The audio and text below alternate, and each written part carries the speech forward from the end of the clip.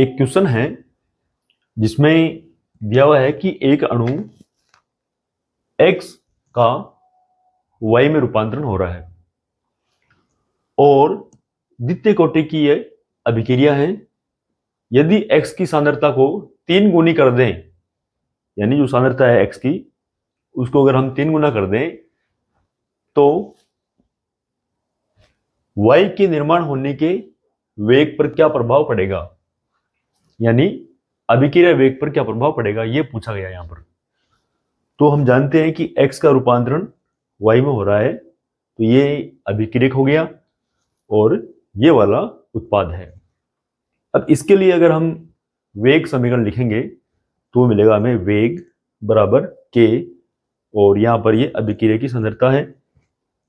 द्वितीय कोटि की अभिक्रिया है तो ऊपर में आ जाएगा पावर में 2 आ जाएगा।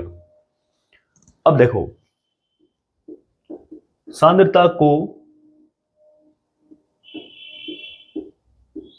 3 गुनी करने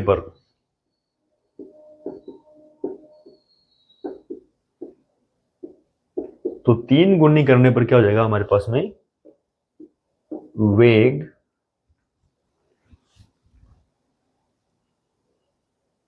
यहां पर 1 कर लो और k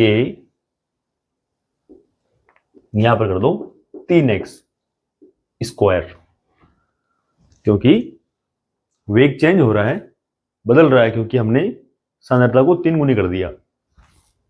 तो यहां पर 3x का स्क्वायर करेंगे तो 3 का स्क्वायर आ जाएगा बाहर 9 बन के 9k और अंदर पड़ा है x स्क्वायर। तो देखें यहां पर ये जो वेग मिला है, नया वेग हमें, वेग 1 बराबर 9, और ये किसका मान है, ये मान है वेग का, यानी प्रारंभिक वेग।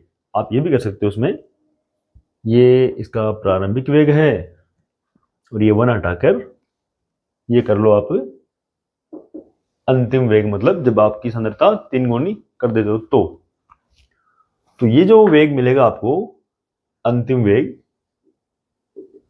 वो मिलेगा जो पहले का वेग था उसका 9 गुना। तो यहां कर दो आप प्रारंभिक वेग, तो हम कह सकते हैं अतः वेग 9 गुना बढ़ जाएगा। सांद्रता 3 गुनी करने पर वेग 9 गुना बढ़ जाएगा।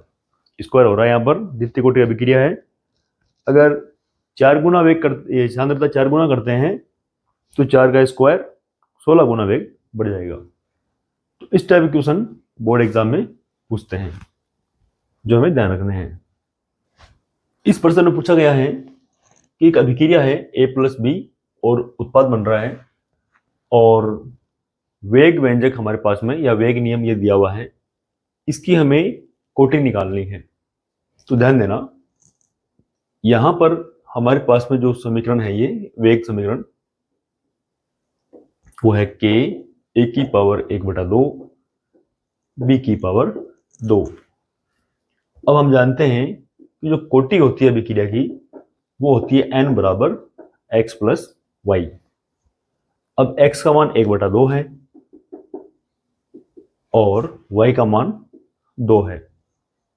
इनको जब जोड़ेंगे 2 को और इसको, तो मिलेगा हमें 5/2।